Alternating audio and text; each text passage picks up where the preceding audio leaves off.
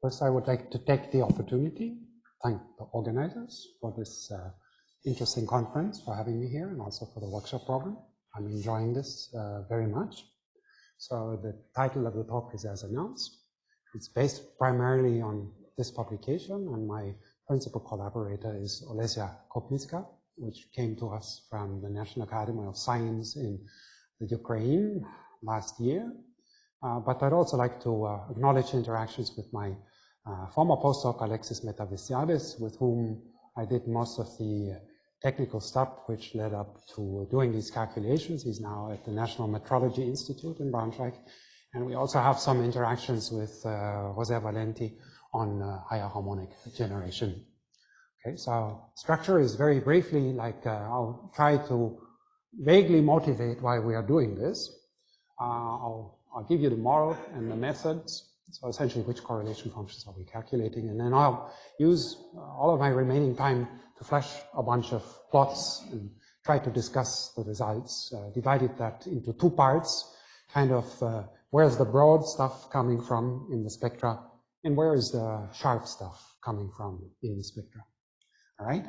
So I think by now we all agree that one of the fingerprints of quantum spin liquids is that there are non-local quasi-particle, let's call it excitations. And so if you have a hammer, it's probably going to be local. So if you hit the system and look, for example, at one of your one of the quantum spin liquids, which is probably most studied by now, approximate quantum spin liquids, there are lots of indications from, say, linear response theory that there are continua which are created by these multiparticle excitations, say, from neutron scattering, Raman scattering, and more indirectly if you scatter sound waves from them. So that's nice. So we have these continua, but it's also bad in some sense because a continuum will not give immediate handle on its constituents. So that's why I would like to join a number of other people which start to look at higher order spectroscopies in quantum magnets to maybe unravel parts of these continua. So why would you want to do that? Well, there's a plethora of phenomenon that I'm not all going to pronounce out, but there are like nth harmonic generations, galvanomagnetic effects, and other stuff, pump probe, etc. Symmetry is a very interesting issue here because all these things are tensors of higher rank, and so all these spectroscopies have certain selection rules attached to them. There's a certain vague relation to non-equilibrium theory, and most important, there has been a number of recent interesting steps forward studying fractionalization or looking at fractionalization in a different way by using these higher correlation functions, in particular, coupling to the magnetic degrees of freedom, or more recently coupling also to polarization degrees of freedom. Try to kind of step along this path by coupling electric fields to polarization and looking at finite temperature effects and also widening the frequency axes kind of in like two directions so that we have a two-dimensional spectroscopy. All right, so that's for the motivation. Now for the models. Well, with this audience, I'm kind of embarrassed, so I'll keep this at half of a slide. So it's the Kitaev quantum magnet. It comprises mobile Majoranas and static Z2 visons. It's this anisotropic Ising type of model in which if you do the fractionalization of spins in terms of Majoranas, which you can always do, turns out to be exact in the sense that you have just as much conserved quantities, these 6-spin fluxes, to make the system integrable in terms of an infinite set of Majorana bilinears classified by the gauge number on the hexagons, which can be plus or minus 1. So more important for the rest of the talk is that this model has a low temperature, a homogeneous gauge phase, and a high temperature, essentially random phase, in which the gauges are just random. And there's a very narrow regime in which the gauges get proliferated, right? Okay. So now we want to couple this model to electromagnetic fields. And, well, there is this very large set of existing publications where essentially the magnetic field is coupled to the spin. This is not what we want to do. What we want to do is we couple some kind of polarization to electric fields. Now, there is a rather large number of ways how you could imagine to do that. And I'm not going to go into any detail here. I'm going to just take the simplest one of them, which has been proposed a long time ago by Nagarosa and collaborators, and has recently been repicked up by Kanega and collaborators on the Kitaev model. So essentially, it's some kind of dipole-like operator with a charge to it that couples to electromagnetic fields. So you can just express that in terms of Majoranas, and the nice thing about it is it's again just a bilinear in Majoranas, and it's gauge diagonal. So this is very different from these couplings to the magnetic field. And you can just couple it to static DC field, which kind of renormalizes the exchange couplings, and an AC field, which is there. And for those of you which are interested, there are very recent publications out of Cologne and also out of India, where in the paramagnetic phase of two of these Kitaev-like systems, you actually do find ferroelectric moments, which is kind of interesting to me. Okay, so now we have the model. We have the vertex by which we couple to it. We want to do correlation functions. So which are they? Well, these are those n+1 point commutator correlation functions. And since we are doing response theory, you only need the fully symmetrized version of them with respect to the vertices. So you fully exchange all vertices and get such a symmetrized thing. There have been many ingenious techniques invented in this higher dimensional spectroscopy, how to calculate intensities, like, for example, these double-sided Feynman methods, which, as long as the operators are just expressed in terms of bosons or fermions, are not really necessary for us. We just look towards work out of Berkeley or out of Trieste, where it is shown very simply that those things which you teach your students, namely that you can do Matsubara continuation of a two-point function to get the linear response, actually works at all orders. So you just do diagrams, which is really nice. You don't need to think about other methods. So in the Kitaev model, that just means at second order, you have a bunch of graphs which you need to evaluate. And without going into, again, too much detail, the one that we have to look at is this kind of a diagram for second order. You come in with two frequencies, you go out with another one. That's it. Okay? So now we know the diagrams to do, the model to work on, and now we can do calculations. So there is the zero temperature kind of homogeneous phase in which everything is momentum space diagonal. So we have just two Dirac bands, we have a polarization operator, and we can calculate these processes. Now, this is some weirdly looking function that depends on two frequencies which come in. So it's a two-dimensional response function. If you ask, can we do more? Yeah, it's not too complicated to go up to 16th order, but the expressions get kind of, you don't want to show them. Now, you can also do the same calculation in the random gauge state, which just means that your eigenbasis now is a real space basis. This is where the numerical computations go in. So you need to do stuff in real space. But again, you can write down some kind of two-dimensional susceptibility, which depends on two frequencies, and matrix elements which are now expressed in real space, energy, eigenvalues, which come from the real space random kind of gauge potential of the system. Okay, so now we know the correlation functions that we look at. There's one final little bit of information, which is symmetries. Symmetries are of a certain relevance in this business. So for the type of operator and the type of model we have, you can flip it on the z-axis. Very simple. So electrodynamic tells you the polarization flips with a minus sign, the electric field flips with a minus sign, right?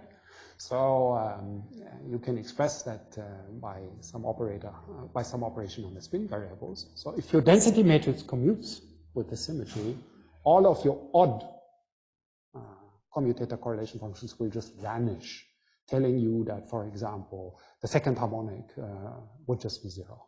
So we can all go home and say the result is zero of this talk. Yeah? But obviously what we can do is what people do in this business, namely we apply a small static electric field together with the AC field that breaks this symmetry And there's a known thing from field-induced or valley polarized or other spectroscopies where people kind of play with the symmetry of second-order response functions. And this is what we are doing here also, and it'll come back later. Okay, so now I've told you everything that you need to know, how we do the calculations, so now I'll start just discussing results. So let's, without any further ado, look at contour plots of the real and the imaginary part of this two-dimensional spectrum. And you immediately see that there are some strong anti-diagonal intensities. We'll discuss this later. Just a caution to theorists. All this is at zero momentum. For the experimental people, light has a wave vector, so lasers come in at different angles. All of this is not in these calculations. So you have to put that on the calculation if you want to compare with experiments. So here, momentum is just zero. Yeah, it's just a reminder for that. So there's one direction where the frequencies just add up to twice, they just double up. It's called second harmonic generation along that line. And there's another line of interest where the frequencies just total to zero. I call that Galvano-electric, if you wish, line. There may be other names for that. So I'm going to do this first. I'm going to do this second for the remainder of the talk. So, but before doing this, let me do something which might be very dangerous with this audience. I'll do something extremely simplistic. I'll tell you something about second harmonic generation on a two-level system, because that will show up directly in the Kitaev model again, and it may help to understand what is happening. So you have these two levels, ground state, excited state. You have some polarization operator which mixes the states and does inter and intraband transitions. You have a ground state density matrix which pins you at zero temperature in this ground state. And you want to calculate commutator correlations like this. There are lots of times orderings there. But you can stick, say, with the simplest one of them. You start with the ground state, you excite to the excited state, you ramble on in the excited state, or with a frequency of 2 omega. So at second order, this gives you 2 omega, so frequency doubling, certainly, and 2 resonance energy denominators. So the thing has 2 resonance energy denominators. So if you calculate the expectation value of the polarization, it will wobble with 2 omega, right? Frequency doubling, that's exactly what we get, and it has 2 resonances. 2 energies. It's completely analogous for higher orders, but let's stick with 2. And let's assume you have a set of such two-level systems, also known as a band structure, actually, if you would label that with a momentum. Now, if you want to know the full intensity, you just integrate over some density of states of these levels, and the real part of the first singularity and imaginary part of the second one will conspire to give you an intensity that actually oscillates. So these intensities are not positive, they oscillate. Now let's assume this set of states is randomized in the sense that the interactions, that the transitions between the levels couple various levels across all of the set. Then you can decouple the integration over the 2 levels. You just get one large hump of intensity, which is just completely positive. So this effect will reoccur in the Kitaev model. Just keep that in mind. So now we are in the homogeneous gauge state at very low temperatures, and we're just looking as a function of omega, the imaginary part of this second order response function. You see exactly these oscillations, which I've tried to convey to you with the 2-level system, as a function of omega going along this frequency doubling line. All right. You also see that as you crank up the temperature, the intensity goes down. This is something that is well known from all other spectroscopies on Kitaev systems. It's a Fermi blocking effect. You just start to occupy the Fermi levels, the excited Fermi levels, and kind of block out intensities. But also note.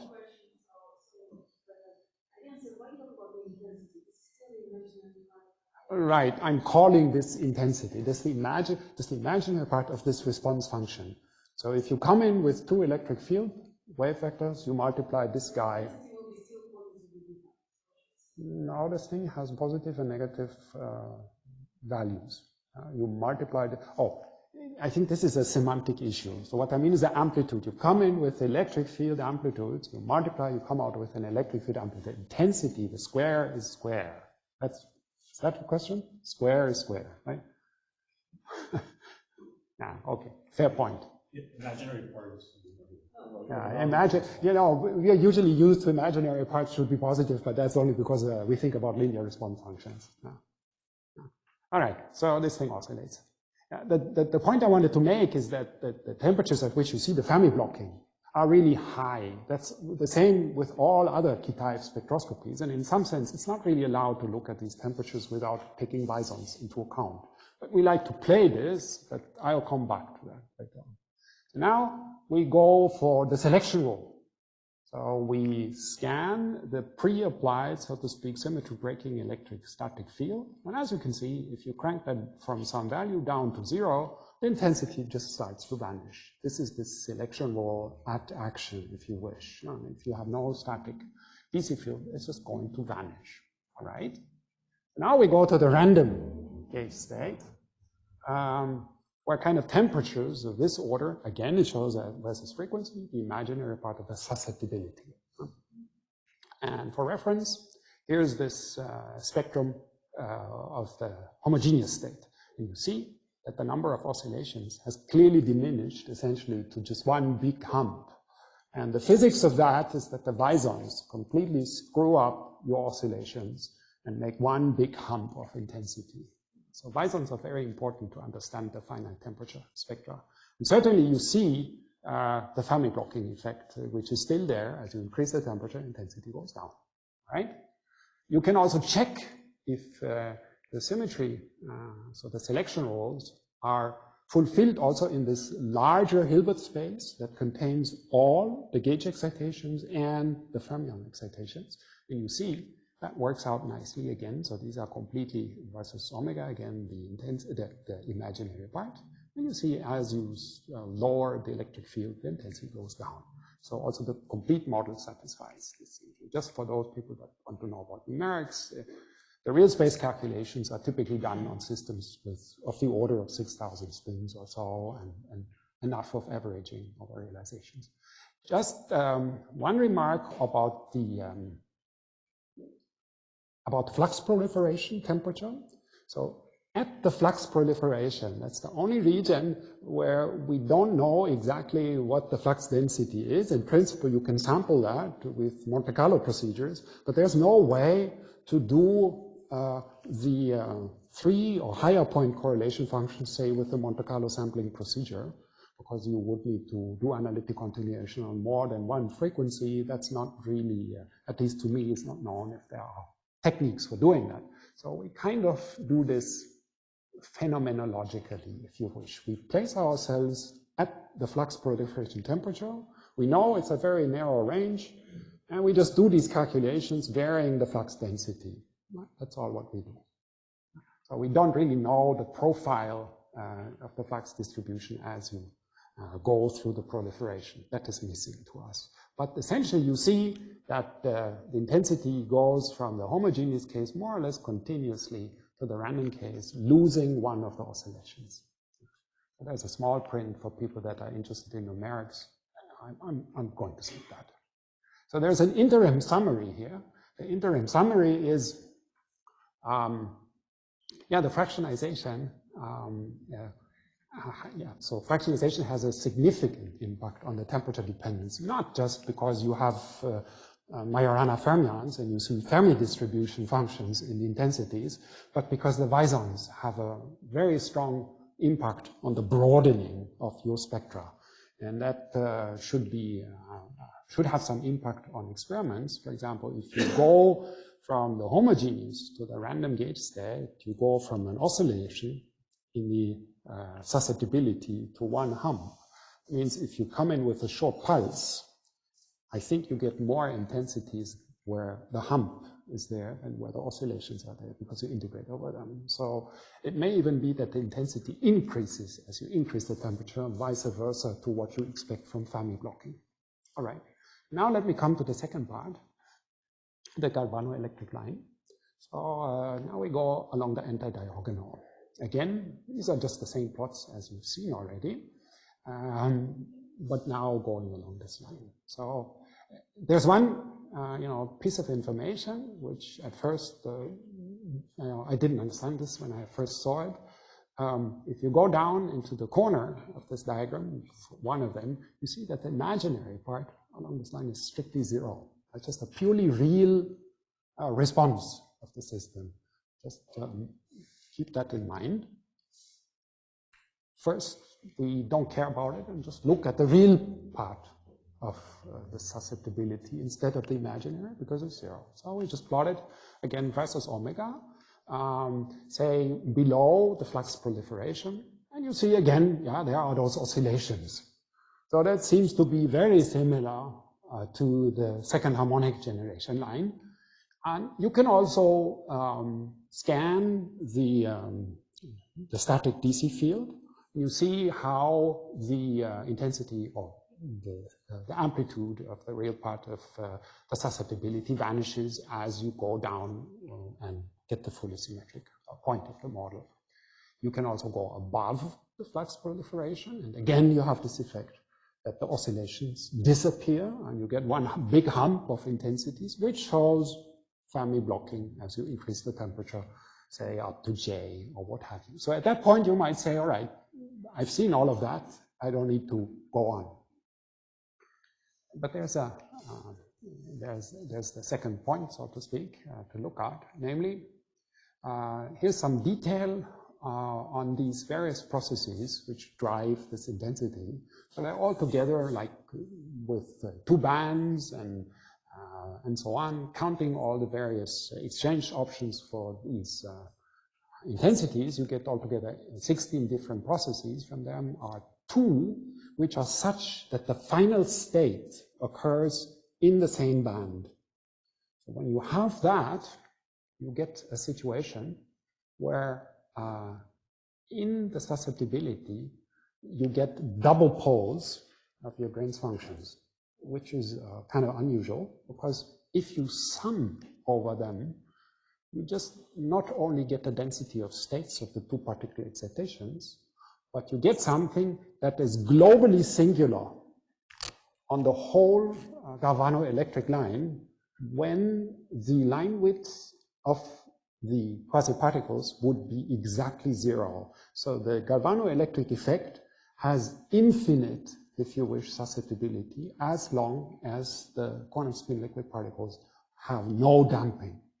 So we need to regularize this, assuming some kind of imaginary part for the self-energy of these quasi-particles, although the clean Kitaev model would not have such self-energies. So otherwise, this GE effect would be totally singular. So we assume that there is some damping around, which is a parameter at present.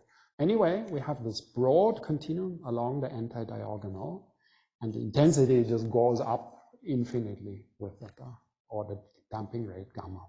So therefore, if you go perpendicular to this line, it is obvious that you will get a very sharp feature, which is more or less Lorentzian, and carries the line width of the single particle excitations of the system.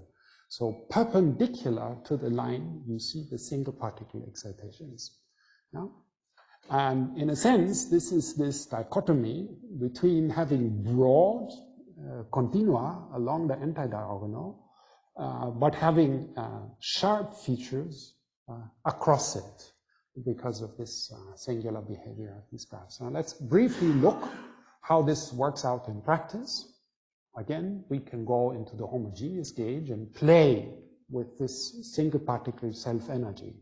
So we crank up the lifetime, or if you wish, otherwise the scattering rate, the other way around, the scattering rate, say from some small number up by a factor of 10, and we look along the GE line, rescale the susceptibilities by the scattering rate, and up to a factor of 2 or so, or maybe even less, the spectra more or less are the same, at least the width is the same.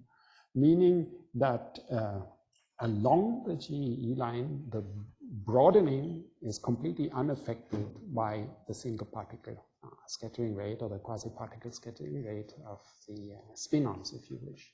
But if you go across this line, say at two different frequencies, say omega is 1 and omega is 0.5, whatever you wish, you can clearly see that the line width of this structure scales exactly with the imaginary part of the quasi-particle excitations. And it nicely fits this asymptotic approximation to all those diagrams. So you see the spin-on lifetime diagonal to this line. You can also play the same game in the gauge inhomogeneous phase, i.e. at high temperatures. And for example, place yourself at that point where you have the most dramatic impact of the visons on the spectrum, i.e. at the flux proliferation temperature, or 5 or whatever, and scan the flux density from 0 to its maximum. And again, you just see how the oscillations disappear into the big hump along the anti-diagonal. You retain the single particle lifetime as a yet unknown parameter or quantity. And since going from a k-space representation to a real space representation, your quasi-particles stay the same single fermion quasi-particles. So their properties just go from a k-space representation to a real space eigenbasis. And so if you go diagonal to the GE line, you see, yes, the spectrum in general changes dramatically. So it goes from positive to negative as you vary the density of fluxes. But at at delta is equal to 0, so where you're right on the GE line, the width of this feature is completely unaffected by changing the flux density, i.e. you can just, again, read off the single particle lifetime from the width of this feature, even though its amplitude can wildly change and the spectrum away from the GE line can do so also. So with that, I'm almost at the conclusion. So I've tried to convince you that for certain directions in this two-dimensional plane, the fractionalization, and in particular the temperature-driven population of the visons, can lead to significant broadening of your continua, which should have experimental implications if you measure intensities, for example, just cranking up the temperature here. But if you look at those continua at the proper, so to speak, angle, i.e. perpendicular to them, you can actually see the lifetime of the single excitations, in our case, along the end, perpendicular to the anti-diagonal. Now you might want to ask, how generic is all of this? You know, what we are doing here, is it very specifically tied to our model and the calculation? I think the phenomenon that we have here is pretty generic in the following sense. You essentially need those two parton bands, because the singularity came from this particular type of diagram that I've tried to show you, or at least discuss a little bit. So you need those two parton bands. You need a vertex which kind of mixes those two bands.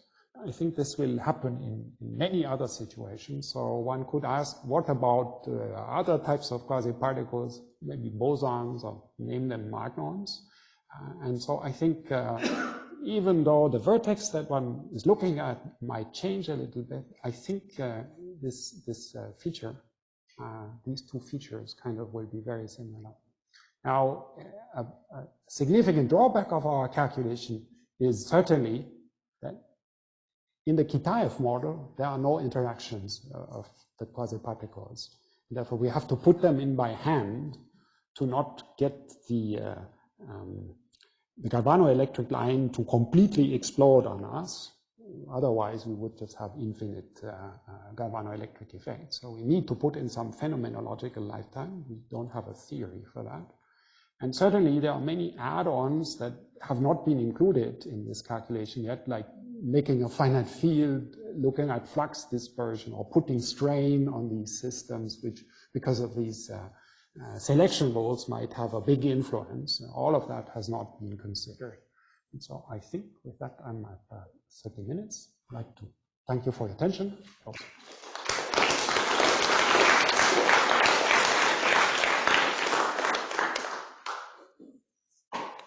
For a very nice talk. Are there questions?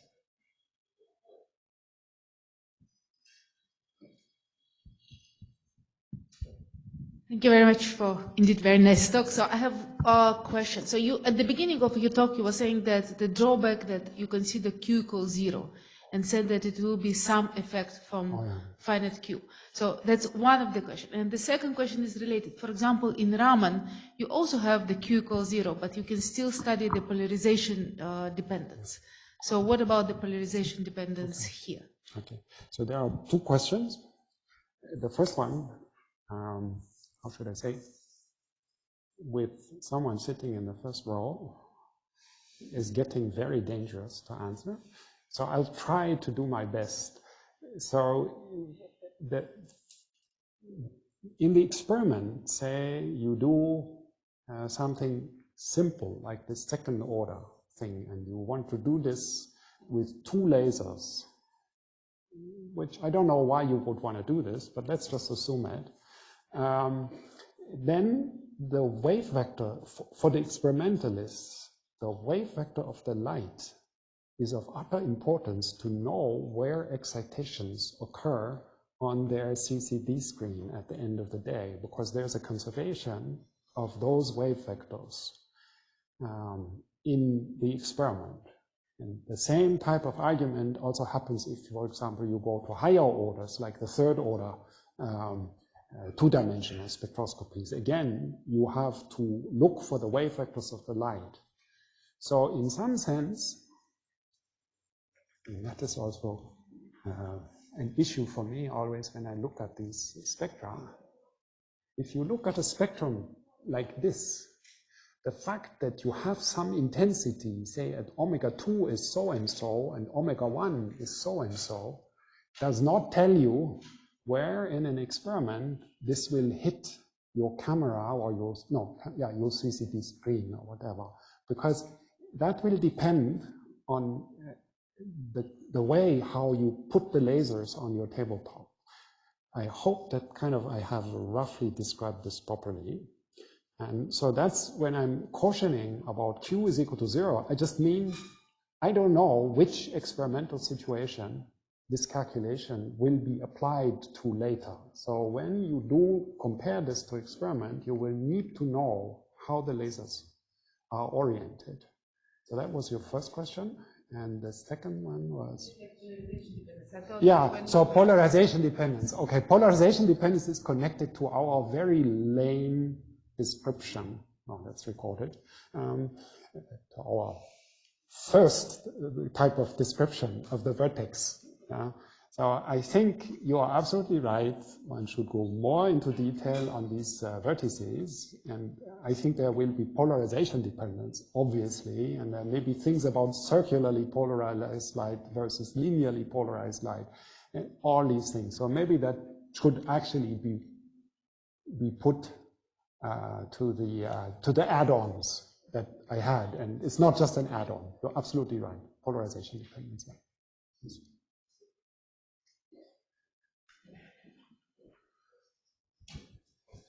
So I have a question on the interpretation of this divergence. Yeah. So let me first understand whether I get it right. So I want to go at this point when I do omega minus omega. Right. So experimentally, this is just I apply cosine omega t term. Yeah, and now the claim is that under this, so I apply cosine omega t. You can do whatever you like. And then you measure the polarization.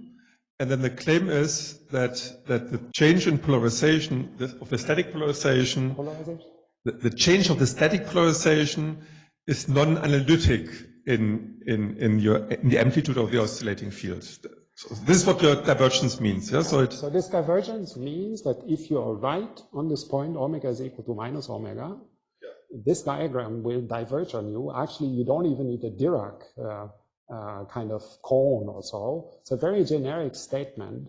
And I have to, let me put it like this. I cannot tell a story about my sabbatical, but at least I can tell a story about a train ride from Dresden to Braunschweig, where I had first numerical results on this, and I could not understand because all the results depended on the size of this thing in a way which was totally unclear. And then I went back to literature on people doing galvanoelectric and so-called shift current calculations on Weil and other systems. And for them, it seems to be a known fact that these shift or galvanoelectric currents are highly sensitive to the lifetime of the particles. Actually, there are expressions in the literature where these things have a prefactor linear in the damping rate. So yes, this thing diverges on you on this line. That's why you go perpendicular to it to see the Lorentzian. Yeah, so I think you could even solve this problem just full at finite amplitude. You're not doing perturbation theory, you just solve the Fourier problem for cosine omega t, single frequency oscillation, and then there must be some feature in the answer which corresponds to this divergence. So I haven't bargained for this question, nor did I pay any money, but certainly we have more than just second order calculations. So, and because I was expecting a question like, but this is not third order two-dimensional spectroscopy, what happens then?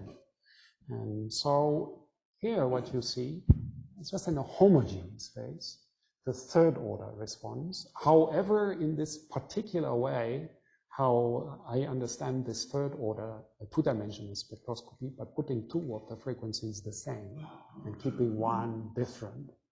So in these plots, you can always also go on such singular lines, but you find that there's not only one, there are several of them. So, and I have not really understood, because we have not looked in detail on the structure of the graphs, why there are more than one such singular lines. I agree with you that probably along the anti-diagonal, there's kind of a generic effect.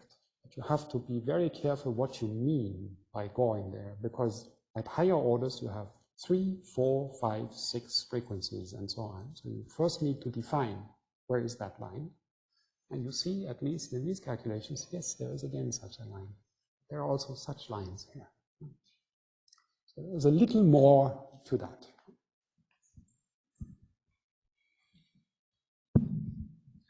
You said something, I didn't quite get the point you made about the anti-diagonal width, or the diagonal width was the single particle lifetime. Yeah. So usually we would think of this as it's the two particle, maybe you can just say what you said again, but usually it would be the, let's say, the inverse lifetime of the two particle state, if you're talking about something like spin-ons.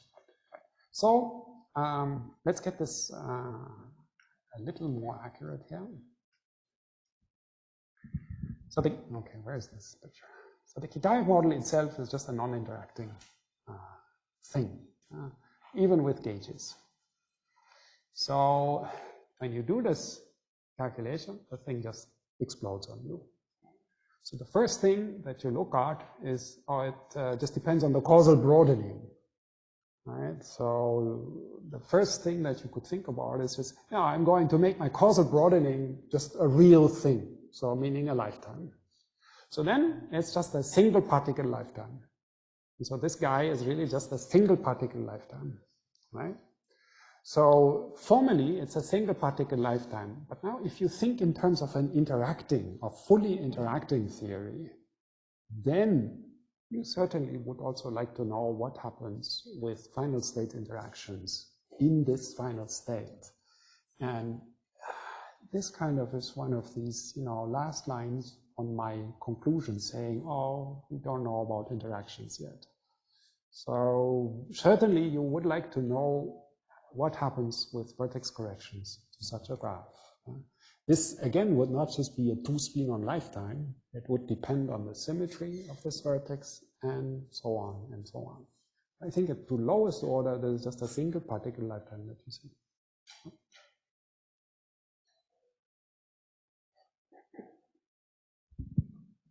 Other questions? Maybe could you comment a little bit? So you mentioned at some point other possible, like beyond linear responses than to an electric field. So, for instance, I don't know, sound attenuation. Could you comment on such? Say again. So here, the vertex you're considering are vertices between your bosons or your fermions and an electric field. Oh, okay. Could there be another probe? Oh yeah. So we have used this magnetostriction interaction, which Nagaosa and collaborators kind of suggested. But there are other things like inverse DM interactions, which bring in more symmetry kind of arguments to the vertex, and there are spin-dependent hybridization vertices, and also there is a phonon-assisted absorption. And all of these vertices, in some sense, coupled to electric field. Now, the question is, which of those vertices are allowed? And as I tried to say in this talk, I've just taken the simplest one. It requires a little bit of breaking of inversion symmetry along the bond. So probably this vertex is better for the cobalt systems than for the ruthenium systems. And it's certainly not something you should just apply to a system that is strictly inversion symmetric along the bond direction. About all the other vertices with which you couple to the two fermion excitations, I don't really know, but one of the things is, I think, is this phonon-assisted absorption, which could be really interesting. That adds an additional flavor, because once you couple with the electric field, you also excite a phonon together with the two spinons. And that could also be an interesting probe. Okay, thank you. Other questions? Okay. Yeah. So the mechanism, what you mentioned, those are usually also considered for magnetoelectricity.